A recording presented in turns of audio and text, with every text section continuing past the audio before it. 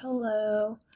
Okay, so looking at the last two chapters we read, chapter 3 and chapter 4, I was able to take away even more things about this class that I didn't know before or was unfamiliar with prior to it. In this video, I'll be addressing the questions being asked in our week 3 module or our week 3 discussion. So the first question asks about what roles we think we need to help us learn better, or at least what I got from the question. It was a little bit unclear to me, but I guess I have learned that with myself I have learning challenges, which include ADHD and dyslexia. I have a really hard time reading, and with our class there's plenty of reading. And it does make it very challenging for me to understand the text provided in the class. I have learned how to download the material onto my computer, and I have the Siri voice read it to me. I think it's called the Siri voice, I don't know. But, so I'll have it read it aloud to me, and I'll also read along with the text while I'm listening to it. I also, if I'm totally lost with the text, will have my husband read the text to me, and we'll have a conversation about what I think the text means, what the textbook is talking about, and I like hearing what he gets out of it as well, because, well, when you talk to someone, you learn a lot. You get new perspectives, and I think that's why we have these discussions in the first place. So yeah, one thing I really learned really well would be swimming. It did say that I can talk about something outside the class, so this is my one big thing that I really liked doing and being part of. I was very competitive at swimming. I had a scholarship for it at a university and realized that it wasn't my path. But whether it was my path or not, I still went to junior nationals with my swim team and got much further than I thought I would as an island girl in the middle of the Pacific Ocean. I learned this skill when I was 5 years old. I took swim lessons, found out I loved the sport and being part of a team, and as time went on, I learned more and more. Now, at the beginning, I learned how to swim because I lived on Kauai, which is an island in Hawaii, and it seemed essential to my lifestyle just because I was surrounded by water all the time. With the sport itself, I was taught technique, form, unity in a team, drills, how to dive off the block, and, how to tie everything together from what I had learned. So if you turn to page 64 of the textbook, chapter 3, we can see the section is talking about need. It talks about how need is the root of our learning. In the case of my swimming, I needed to learn, and a lot of people were drowning because of getting caught in the swells and the currents. So that was my root of my education in the physical aspect.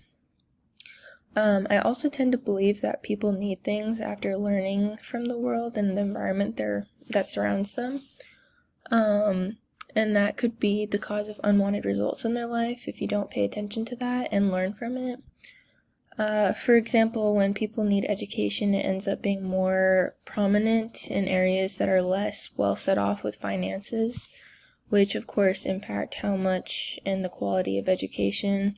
However, when you look at places with less education, there are other factors that have issues like higher birth rates, more poverty, and so much more. I mean, you could really get into that, but you could fix that by educating people. So I know that's a huge topic right now, but one big thing is education. And so that is a need, and that is one of the reasons why I started swimming, was because I needed to learn how to swim to impact my life in a more positive manner. Okay, so the textbook talks about rituals from, all over. It talks about it in the form of communication, so like how they're related to each other. So if you turn to page 83, I believe, of chapter 3 in our textbook, rituals are things that I personally thought were only connected with spiritual backgrounds and mainly seen as bad.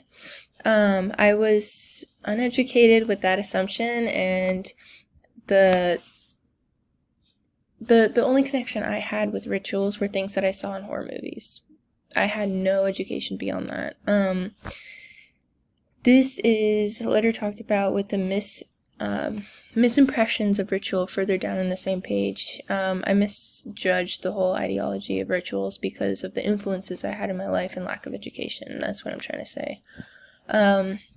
Rituals and communication are a big deal. They are all around us, and they are claimed by several different cultures all over the world, of course, even in the US. So I learned that it's important to know about these rituals, as they are quite literally part of every culture and makes up who they are in their day-to-day lives. I do not believe that it would be better for people to eliminate rituals because they are partially the foundation of culture. And as far as I've learned, culture is very important in our world and should continue to be. Let's see. We also learned that in the first 2 chapters of our textbook that those who are uneducated tend to be more closed-minded, and we need to be open-minded and understand the world around us. How can you help the understanding without allowing people in their lives and without allowing culture in your life and without taking something that means so much away from them? It just makes no sense.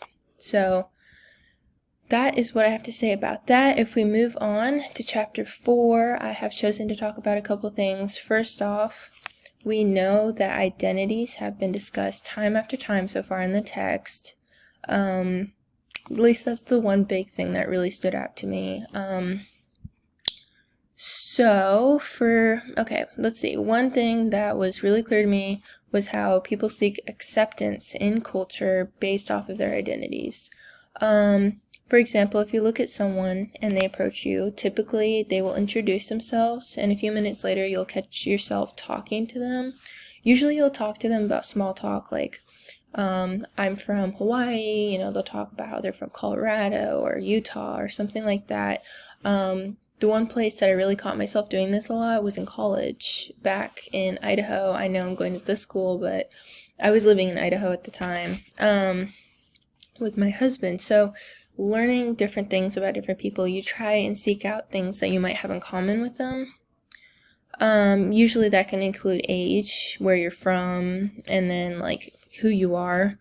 You end up finding similarities with one another, which ends up leading to acceptance of the said similarities.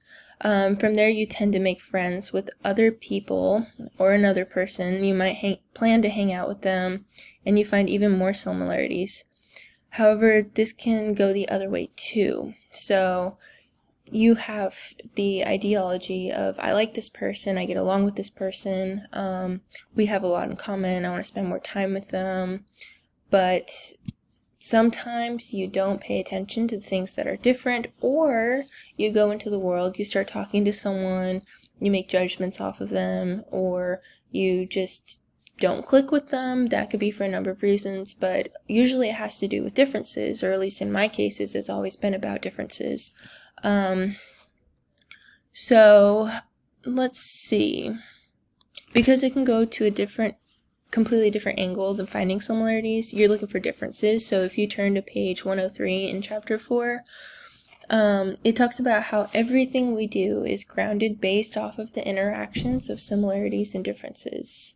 I would have to agree with that, because what the authors are saying in the textbook, I think they just make it very clear, we either find things that are similar or different. It's a fact. It's what we do. It's in our nature.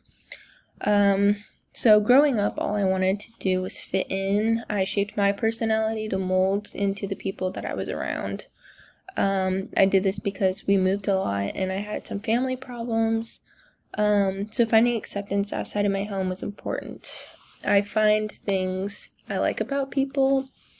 I tend to do that a lot, and then I build off of that. I find what all we have in common, and I was always open-minded about our differences, but a little bit too much in the sense where, like, if I was interacting with someone who might not have been appropriate for my life, in the sense of, like, they made a choice that I shouldn't have been involved with, or, you just catch yourself hanging out with people you might not have realized weren't exactly what you wanted. Usually it's because you don't pay attention to the differences between yourself and someone else. Now, not all differences are bad at all, but those were just in my case. So, let's see. Just to go back, I would like to say that I found things I liked about people built off of that, and then what we had in common. I was always open-minded about differences. I think because of this, I do have the idea of what having multiple identities influences on people. I knew it influenced me. It took me longer to figure out who I was as a person because I was so wrapped up in finding things in common with people and seeing similarities, that I didn't have the time that I didn't have the time to look at the differences and realize that they could have been warning signs, I guess, or larger scaled issues. Yes, that's basically all I have to say for that. But yeah, have a good day.